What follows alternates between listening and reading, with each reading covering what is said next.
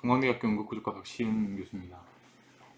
먼저 오늘 조금 보건의료 인력지원법 관련해 가지고 이 좋은 법률과 프로세스를 두고도 이상한 이런 그 프로세스로 고민하고 또 각각의 직능 그리고 정부 조직 그리고 단체들에서 정말 뭐 말도 안 되는 불법적인 내지는 불비한 그러한 근거와 또 프로세스로 정책과 일들을 진행하려고 하는 걸 보면서 이 부분을 좀 이야기를 해야겠다라는 생각을 했습니다. 먼저 기사를 좀 하나 보면요. 이제 뭐 너무 잘 알고 계시는 민주당 대한의사협회 집단 휴진 중단 협상 합의문에 관한 내용이거든요. 이걸 보면은 정말 황당한데요. 이 민주당이 물론 여당이라고 하지만 민주당이 의협하고 1대1로 협상 테이블에 앉아가지고 네 가지를 논의를 했습니다. 첫 번째는 의대 정원 확대와 공공의대 신설 추진은 코로나19 확산이 안정될 때까지 관련 논의를 중단하며 코로나19 안정화 이후 협의체를 구성하여 법안을 중심으로 원점에서 모든 가능성을 열어놓고 재논의하기로 한다. 또한 논의 중에는 관련 입법 추진을 강행하지 않는다 라고 협의를 했는데요. 이게 진짜 황당하거든요. 도대체 이 협의체는 어떤 협의체를 이야기합니까? 법안을 중심으로 원점에서 모든 가능성을 열어놓고 재논의한다라고 되어 있는데 어떤 법안을 중심으로 논의를 한다는 얘기죠? 이 협의체는 도대체 어떤 법률적인 구속력을 가지고 있는 협의체를 얘기하는 것이죠? 지금 현재 국내 법률적인 체계상 행정적인 법률적 권한을 가지고 있는 합법적 협의체가 있나요? 그걸 얘기하는 건가요? 먼저 첫 번째 이게 좀 이해가 안 되고요. 더불어민주당은 공공보건의료기관의 경쟁력 확보와 의료의 질 개선을 위하여 충분한 예산을 확보하도록 노력한다 라고 되어 있어요. 그러면 공공보건의료기관의 경쟁력 확보와 의료의 질 개선을 위해 현재까지 충분한 예산 확보를 안 했다는 소린가요? 이것도 좀 넌센스하죠. 더불어민주당은 대한전공의협의회 의협의 산하단체죠. 요구안을 바탕으로 전공의 특별법 등 관련 법 재개정 등을 통해서 전공의 수련 환경 및 전임의 근로조건 개선을 위해 필요한 행정적, 재정적 지원 방안을 마련한다고 되어 있는데요. 이걸 보면서 과연 도대체 이 의료라는 국민을 대상으로 시행되는 이 대한민국의 의료라는 이 운동장이 얼마만큼 기울어져 있나. 정책 당국자들이라든지 이 우리나라의 의료계 내지는 이 우리나라의 이런 인식 구조 속에서 얼마만큼 이 의료에 대해서 생각하는 이 운동장이 기울어져 있는지에 대해서 이 경악을 하지 않을 수가 없거든요. 하나의 일개 정당이 그 다음에 이 어마어마한 거대 이 기득권 여당이 전공의 특별법 관련해 가지고 어떤 지금 지원 방안을 마련해 주겠다고 약속을 했는데 그럼 지금 이 여러 가지 관련 이 우리나라의 보건의료 인력지원법을 근거로 해가지고 얼마나 많은 직군이 있는지 한번 봐볼까요? 의료법에 따른 의료인, 간호조무사, 약사법에 따른 한약사, 의료기사 등에 관한 법률에 따른 의료기사. 의료기사만 해도 도대체 몇 개 직군입니까, 여러분? 의료기사 등에 관한 법률 한번 봐보실래요? 직군이 몇 개인지 알고 계시나요? 임상병리사, 방사선사, 물리치료사, 작업치료사, 치과기공사, 치위생사 이렇게 되거든요. 엄청나요.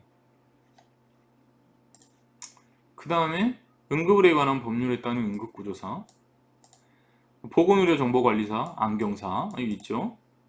국민영양관리법에 따라서 영양사 등 13개 직군이 넘거든요. 사실 이런 직군이야말로 우리나라에서 지금까지 거대 기득권 의료 이 직능 조직에 밀려가지고 본인들이 원하는 또는 시민들을 위한 이런 법률적인 절차와 정비가 전혀 이루어지지 않은 직군들이거든요. 이런 직군들이. 그런데 파업 한번 딱 하니까 전공의협의회에서 이런 요구안을 바탕으로 해서 180석을 가지고 있는 거대 정당에서, 그것도 여당에서 행정적, 재정적 지원 방안을 마련한다고 되어 있거든요. 진짜 좀 황당하죠. 대한의사협회와 더불어민주당은 사항이죠. 코로나19 위기 극복을 위해 긴밀하게 상호 공조하며 의료인 보호와 의료기관 지원에 대한 구체적인 대책을 마련하여 추진하기로 한다. 뭔 말인지 잘 모르겠어요. 더불어민주당은 대한의사협회와 보건복지부가 향후 해결하는 합의사항을 존중하고 이행을 위해 적극 노력한다고 되어 있는데요. 정말 대단하죠. 물론 이 협회라는 게 물론 그 직능조직의 보호와 권익 향상을 위해서 필요한 기능을 수행을 한다고 하지만 위협을 보면요, 정말 뭐 그 어떤 정치 세력보다 훨씬 힘이 막강한 것 같아요. 우리나라에서요. 보건복지부, 보건복지부의 특정 과도 아니고요, 보건복지부 자체와 1대1을 하고 있잖아요. 더불어민주당과 1대1을 하고 있죠. 네.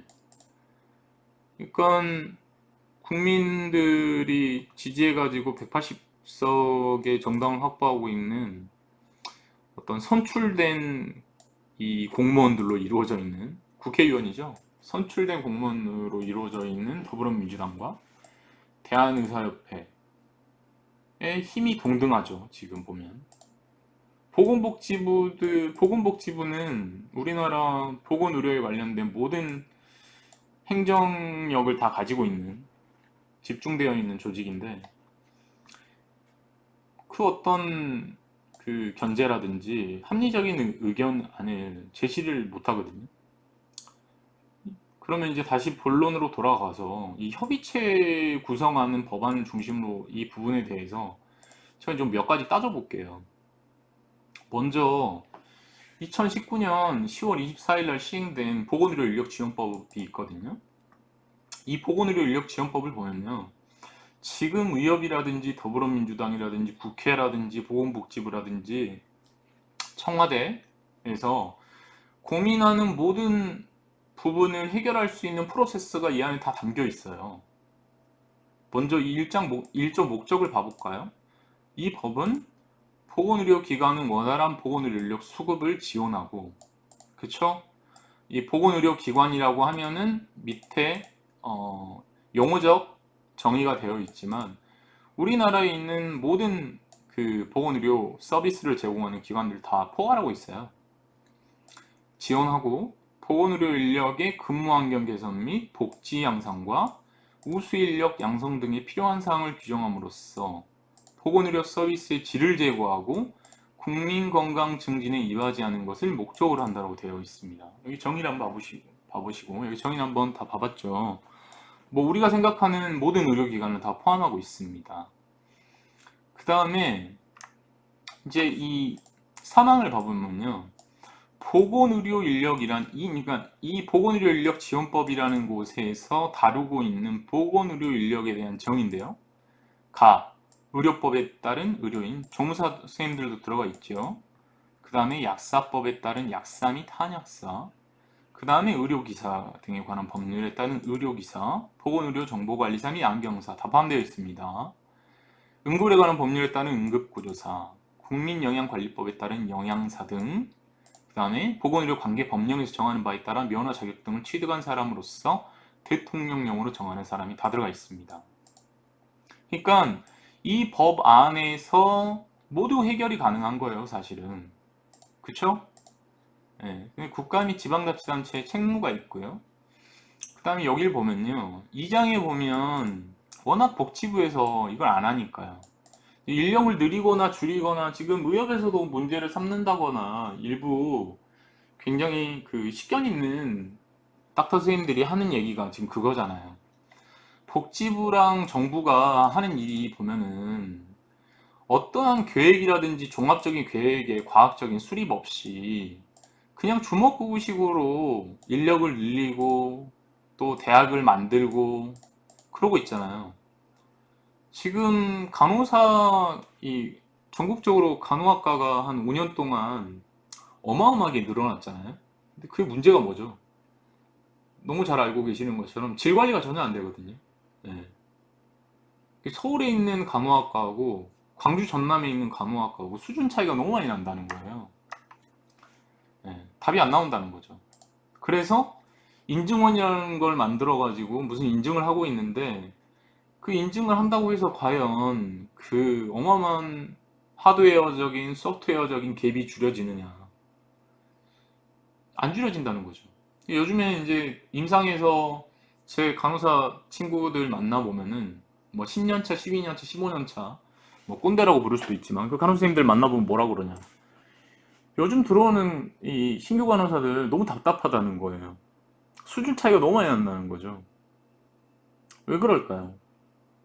정부의 종합 계획 없이 일단 그냥 무슨 뭐 통계 하나 그냥 이 마음에 맞는 통계 보고서 같은 거 있잖아요. 인력 수급 양성 계획 보고서나 무슨 수급 통계 보고서 같은 거 그거 딱 하나 레퍼런스로 들어가지고 인력 줄이고 학과 증설하고 그렇게 하고 있잖아요.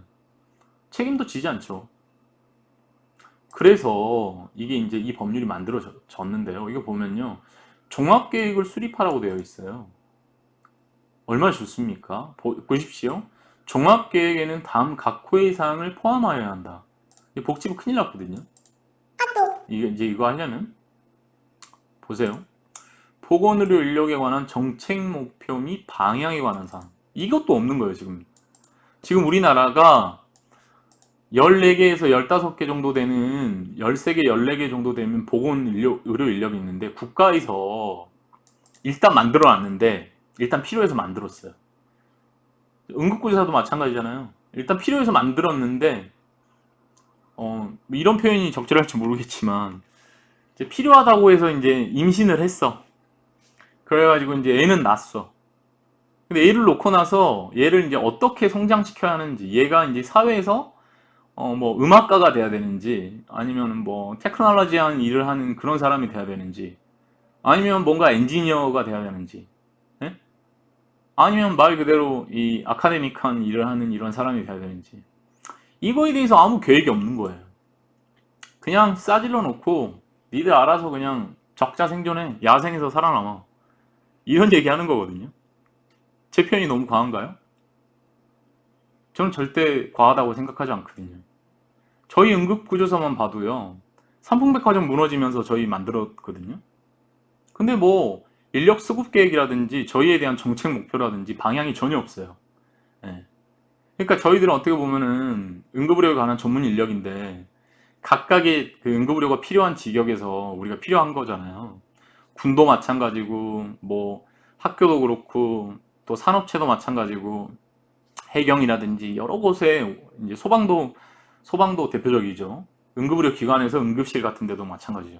응급구조사라는 이 지역이 필요한데 이미 사실은 저희들은 굴러온 돌이고 그 직역에서 그 어떤 그 그라운드에서 특별하게 전문적이진 않지만 어쨌거나 자리 잡고 있는 선생님들이 있거든요. 그러면 이제 뭔가 정부가 좀 더 그것에 특화된 인력이 만들어졌으니 배출이 되고 있으니 뭔가 조정을 하면서 이런 것들을 사회적인 이 리얼라이먼트를 좀 해야 될 거 아닙니까?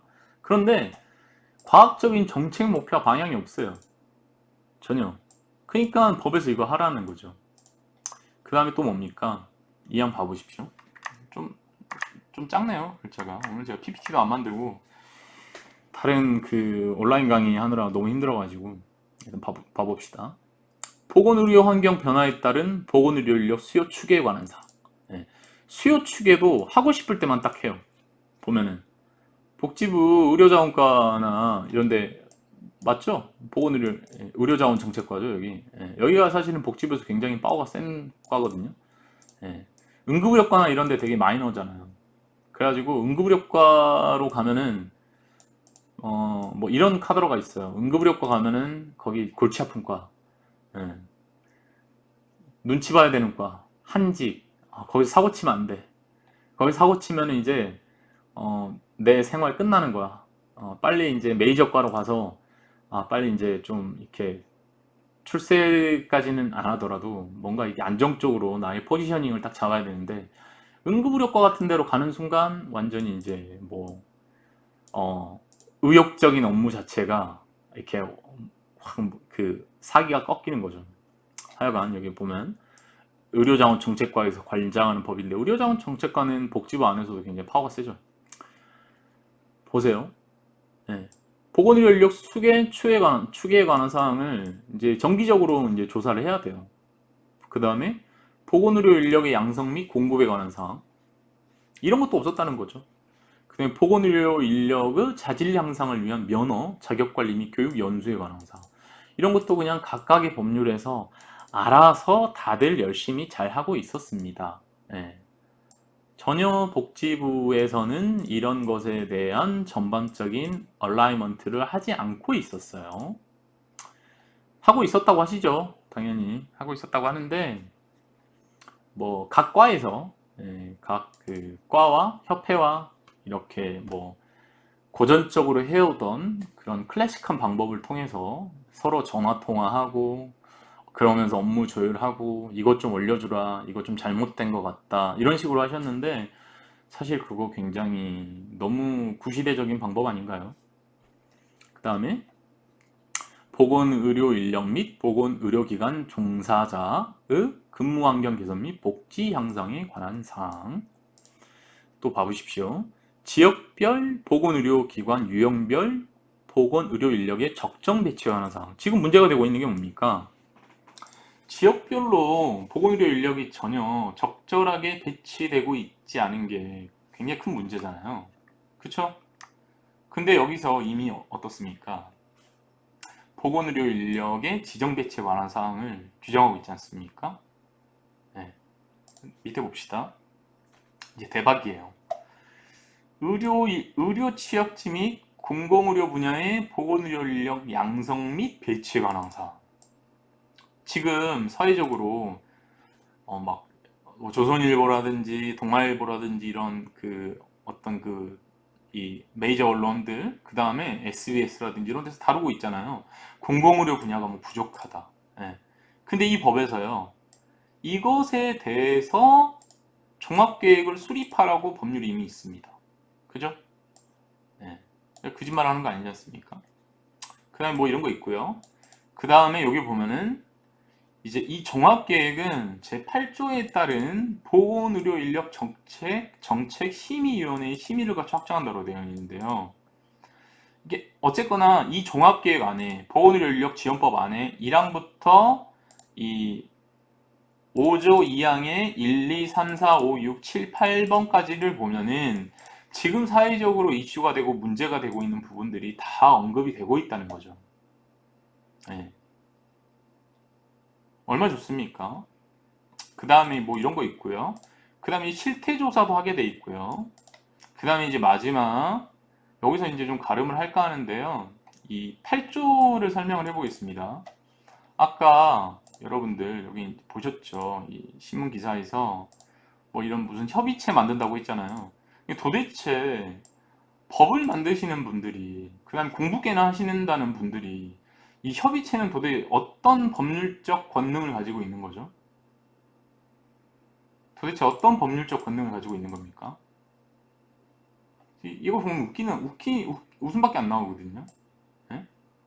법을 만드시는 분들이 전혀 법률과는 법률에 배치되는 어떠한 유사 내지는 이 비법률적 협의체를 만들어 가지고 여기서 뭔가를 논의하고 여기서 뭔가를 구성해서 여기서 뭔가 국민 건강과 생명에 지대한 영향을 줄 수 있는 사항들을 재논의한다. 이것 자체가 저는 이해가 안 되는 거죠. 그럼 이 법률을 왜 만들었죠, 도대체? 아니, 눈 뜨고 시퍼렇게 이제 딱 태어나가지고 이 우리나라 하는 게 딱 이러잖아요. 예? 새로 만들어진 법은 전혀 중요하잖아. 그러니까 우리 인력들도 마찬가지잖아요. 예. 의료기사 만들어놨어. 간호사 만들어놨어. 간호협회는 뭐 워낙 파워가 세니까 논외로 하고, 간호조무사 선생님들이 있죠. 의료기사 선생님들이 있죠. 영양사 선생님들이 있죠. 보건의료 정보관리사 있죠. 예. 뭐 하나 제대로 이 역할을 수행하거나 수요라든지 양성이라든지 공급이라든지 배치에 대해서 정부 기관이라든지 그 어디에도 제대로 이야기할 수 있는 환경과 여건이 아니에요. 그런데 왜 그러냐? 일단 만들어 놓고 신경을 안 쓰니까요. 이거 봐보세요.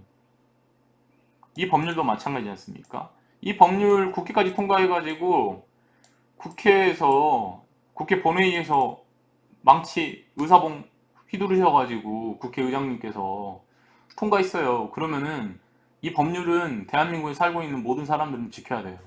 특히 법률을 만드시는 국회의원분들 이거 지키셔야죠. 그 다음에 또 이 공부깨나 하신 선생님들 이거 법률 지켜야죠.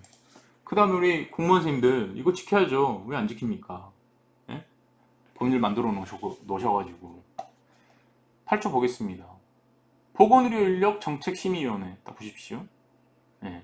보건인력에 관한 주요 시책을 심의하게 되어 있습니다. 주요 시책을. 지금 의사 문제도 보건인력에 관한 주요 시책 중 하나겠죠? 네. 보건복지부 장관 소속으로 보건인력 정책심의위원회를 둔다고 되어 있습니다. 위원회가 심의하는 사항은 다음과 같습니다. 이렇게 시행계획 수립, 양성 수급관리, 취약지 보건의료인력 배치, 보건의료인력 지원과 관련된 국가 및 지방자치단체의 역할에 관한 사항. 지방자치단체가 어떤 일을 해야 되는지 잘 모르잖아요. 이것까지 이제 가이드라인을 제시하겠다는 거예요. 그 다음에 그 밖에 위원장이 부의하는 사항인데요. 위원장하고 부의원장 한 명 포함해가지고 25인 이내로 구성을 하게 되어 있어요. 그 다음에 이 경우 공무원이 아닌 위원이 전체 위원이 과반수가 되도록 해야 된다고 되어 있습니다. 이 법률을 만드신 분들이 굉장히 신경을 많이 썼어요. 봐보세요. 공무원들만 50% 이상 되면은 모든 정책의 방향성이 이 위원회의 방향성이 공무원 중심으로 갈 수 있으니까 어때요? 봐보세요. 전체 위원이 과반수가 되지 못하도록 딱 제한해 두고 있거든요. 네. 위원장은 보건복지부 차관이 하고요. 부위원장은 위원 중에 위원장이 임명한다고 되어 있습니다. 그 다음에 이 위초 가는 사항을 보겠습니다. 첫 번째 노동단체. 네.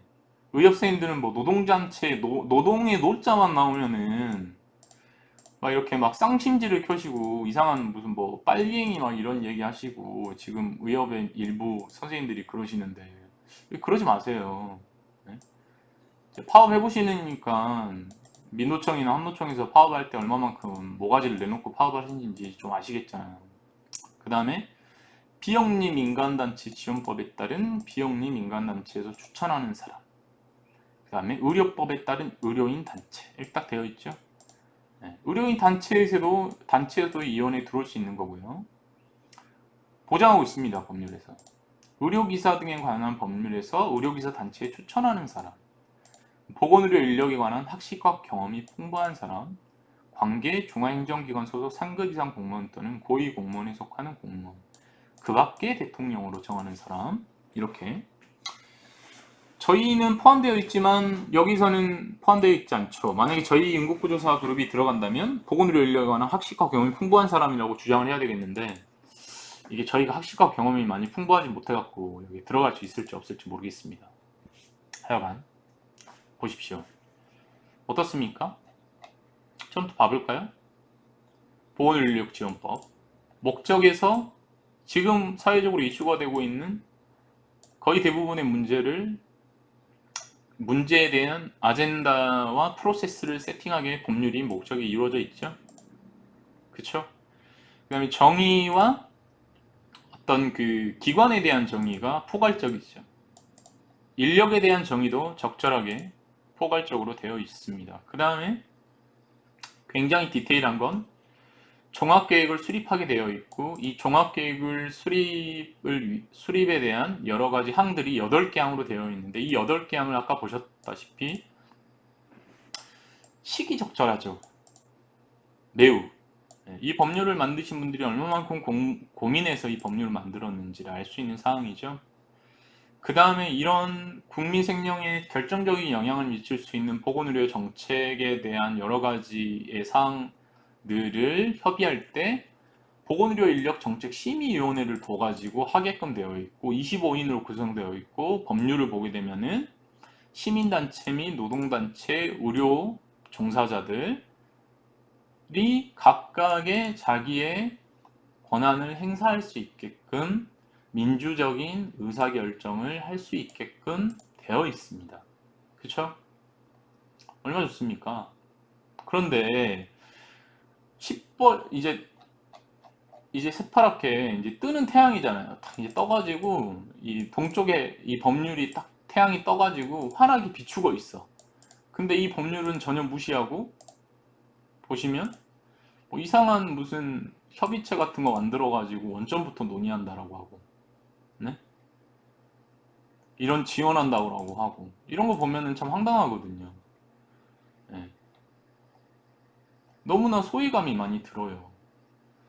도대체 이 나라는 어디로 가고 있나? 우리는 어디로 가고 있는 것인가? 여러분, 놀랄롯자입니다. 네. 이거는 신경 쓰지 마시고요. 도대체 어디로 가고 있는가? 어떻게 해야 되는가? 결론은 뭡니까, 여러분? 결론은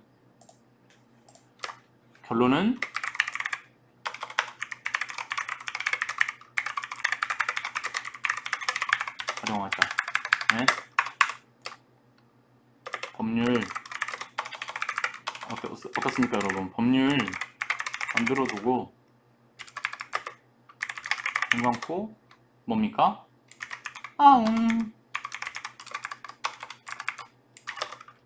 하지 말자, 이거죠.